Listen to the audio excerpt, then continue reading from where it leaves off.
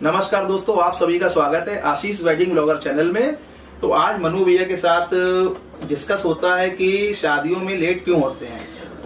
नहीं भैया, ये एक बहुत मोस्ट इम्पोर्टेंट चीज है कि शादी में मैंने देखा है कि सारी चीजें टाइम पे चल रही, पंडित जी टाइम पे चल रहे हैं, फोटोग्राफर टाइम पे चल रहा है और खाना टाइम पे है, सब कुछ टाइम पे चल रहा है। उसके बाद भी न कोई कार्यक्रम टाइम से नहीं चल रहा है। तो आशीष जी, आप ये इन सब चीजों में इन्वॉल्व रहते हैं, आपका मैरिज से संबंधित है, तो पहला पॉइंट ये है कि सबसे मेजर इशू क्या है कि जिससे शादियां लेट हो रही हैं। मेजर इशू ये है कि जब क्लाइंट निकासी का टाइमिंग देता है 4 बजे का, अगर लोकल की वेडिंग है तो हम लोग जब 4 बजे पहुंच जाते हैं, फिर मैं देखता हूं कि मंडप पे पंडित जी भी 4 बजे के आसपास टाइमिंग पे आ जाते हैं। फिर मनु ये क्या होता है, मैंने जो नोटिस किया है कि जो दुल्हन की जो दूल्हा है, मतलब की है ना, जिसकी शादी है, तो जो दूल्हा है उसकी बहन, जीजा हो गए, बुआ हो गए, मम्मी पापा को तो अलग हटा दीजिए, तो जो माताएं बहनें हैं ना, इन लोगों को तैयार होने में बड़ा टाइम लगता है। और जो तैयार होने में टाइम लगता है, उस कारण बस पूरा प्रॉपर फंक्शन लेट होता चला जाता है। क्योंकि आप जब बोलेंगे ना, मेरे यहाँ का भी यही हाल है, अगर जीजों की बहन की शादी हुई है, कि जब बोलेंगे नहीं 3 बजे सबको तैयार रहना है, तो ये लोग 3 बजे पार्लर जाते हैं सब लोग, और फिर वहां से 5 बजे आते हैं। अब टाइमिंग होती है कि नहीं 5 बजे यहाँ से बारात निकल जाएगी, ठीक है, तो पता चलता है कि 5 बजे प्रोग्राम स्टार्ट हो रहा है। तो वो 1 घंटे 2 घंटे का जो लेट होता है प्रोग्राम, वहां से कंटिन्यू लेट होता चला जाता है। और जो एक शेड्यूल बना होता है पूरा कि बारात इतने बजे पहुंचेगी, जयमाल इतने बजे होगा, मंडप इतने बजे विदाई, वो सारा कार्यक्रम गड़बड़ हो जाता है। देखिए, ये भैया के चैनल पे मुझे ऐसा लगता है, जहां तक मैं समझ सकता हूँ, कि जिनकी भी वेडिंग शूट की गई होगी वो ये वीडियो देखते हो। तो सबसे पहले हाथ जोड़ के निवेदन है कि जो महिलाएं हैं हमारी, वो अपनी टाइमिंग को सुधार करें, क्योंकि वो महिलाएं तैयार होने का टाइम तो हद से ज्यादा लेती है, जो कि बिल्कुल भी आशीष भाई मुझे नहीं पसंद आता। हाँ, बहुत ज्यादा ले लेती है। और उनसे निवेदन है, सॉरी अगर खराब लग रहा हो। और इस दूसरा पॉइंट क्या है?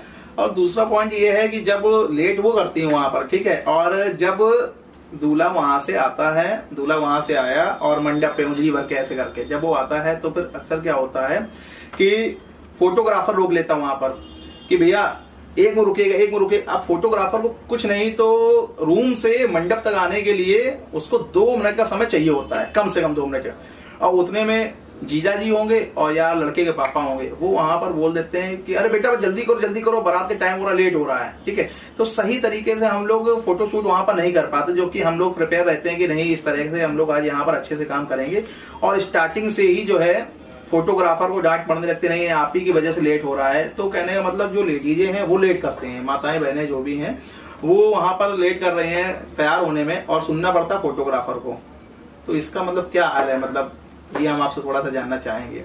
देखिए, सबसे पहली बात मैं बताता हूँ। सपोज करिए कि कानपुर से बारात को निकासी होके लखनऊ जाना है, तो मैंने जहां तक देखा है कि महिलाएं, मान लिया कि उन्होंने लेट कर दिया, ठीक है, कोई बात नहीं, तो कभी सोचा है कि जहां पे बारात जानी है सेकंड प्रेशर किसके ऊपर होता है? फोटोग्राफर तो अभी निकासी तक तो यहीं रहेगा, फिर साथ में भी जाएंगे भाई साहब। दूसरा, पहला प्रेशर आता है ड्राइवर के ऊपर। उसको वहां सब लोग, आप लोग बोलोगे कि भैया 9 बजे पहुंचना है। अरे भाई, इंडियन ट्रैफिक है, कोई यूएस नहीं है कि टॉप गियर लगाया और सीधे पहुंच गए। 100+ चल नहीं पाएगी, क्योंकि बारात में वैसे भी ट्रैफिक बहुत जाम होता है। उसके बाद बाराती लोग क्या क्या प्रॉब्लम क्रिएट करते हैं ये सभी को मालूम है। जगह जगह रुकनी है, और रुकने के बाद क्या क्या होता है ये सबको मालूम है। इस पे हम डिस्कस नहीं जाएंगे। तो अगर आप एक टाइम शेड्यूल सेट करें, इसका एक प्रॉपर सोल्यूशन ये है, जैसा आशीष भाई मुझे लगता है, मैं बताना चाहता हूं कि एक टाइम टेबल सेट करें और हर एक कार्यक्रम को कम से कम आप 30 मिनट के बीच, सपोज करिए कि आपका 1 घंटे का टाइम है, तो उस साइकिल को आप 1.5 घंटे का लेके चलें कि हमें यहां से यहां खत्म करना है। तभी आपकी विदाई सुबह 6 बजे हो सकती है। अगर आपने इंडियन टाइम के अकॉर्डिंग सोचा कि नहीं मेरी बारात तो ठीक है 8 बजे आ जाएगी, तो 8 बजे नहीं, वो 12 बजे भी आ सकती है, इसमें कोई इश्यू नहीं होना चाहिए आपको। और जहां तक महिलाओं से मैंने रिक्वेस्ट पहले कर दी है, क्योंकि वो भी हमारी ऑडियंस है और लगभग 50% से ज्यादा देखती हैं। उनका प्यार हम लोगों को मिलता रहता है। अभी तो मैं ये सेकंड या थर्ड ब्लॉग में आया हूँ, तो आशीष भाई को मैं बहुत ही सपोर्ट कर रहा हूँ क्योंकि भाई का चैनल अभी थोड़ा नया है। आप लोग लगातार प्यार दे रहे हैं। आशीष भाई कुछ और इशू आता है?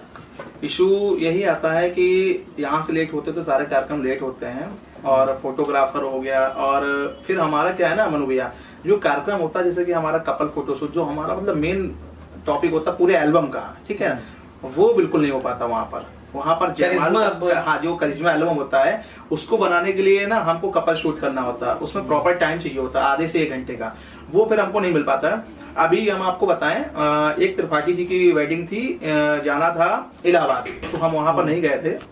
उसको पुश करो मनु भैया। अभी एक त्रिपाठी जी की वेडिंग थी, ठीक है, तो मैं वहां पर इलाहाबाद बारात जानी, तो मैं नहीं गया, और उनका जो टाइमिंग थी इलाहाबाद जाने की, तो उन्होंने बोला 11 बजे आप लोग आ जाइएगा, 11 साढ़े 11 के बीच, और हम और पुत्तन भैया वहां पर 11:20 पे अराउंड पहुंच गए थे।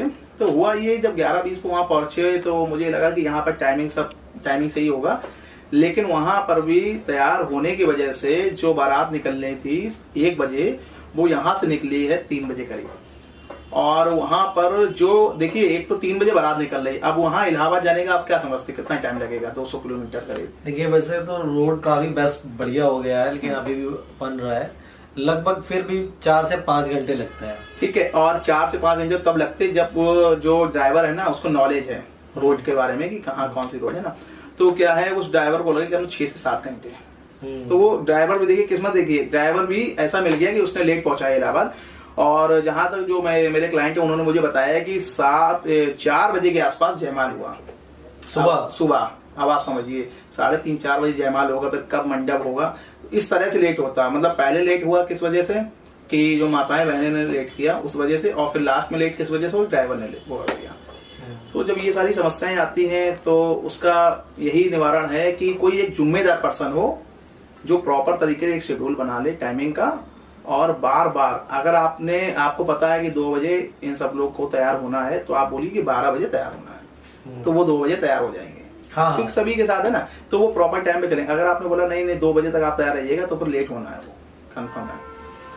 तो लगभग डिस्कशन हो चुका है, ब्लॉग को यही समाप्त करते हैं, और बात लगभग सबको समझ में आ चुकी है कि हमारी जो महिलाएं हैं उनसे निवेदन लास्ट में फिर करता हूँ कि टाइम पर तैयार हो, जिससे कि मैरिज लेट ना हो, क्योंकि आपकी वजह से किनको प्रॉब्लम क्रिएट होगी। आपको बता चुके हैं, आप बता ही चुके हैं।